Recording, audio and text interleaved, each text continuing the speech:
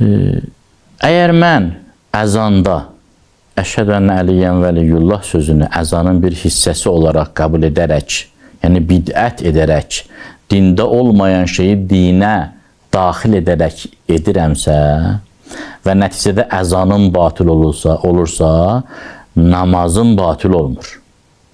Əzan, iqamə namazın bir hissəsi deyil, müstəhəbdir. Bir nəfər əzan və iqamı oxumadan namaz qılsa, namazına xələl gəlməz. Sadəcə əzan və iqamənin savabından məhrum olar.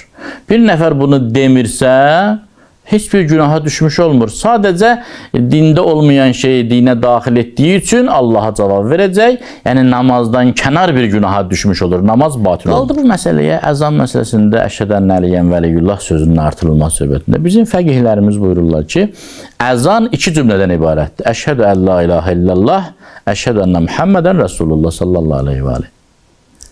Üçüncü hissə yoxdur. Əşhədü ənə Əliyyən vəliyullah aleyhissalam ifadəsini əzanın hissəsi olmadan demək tövsiyə olunub. Peyğəmbər sizə nə verirsə, onu götürün. Nəyi də qadağan edirsə, ondan çəkinin. Allahdan qorxun. Həqiqətən Allah şiddətli cəza verəndir.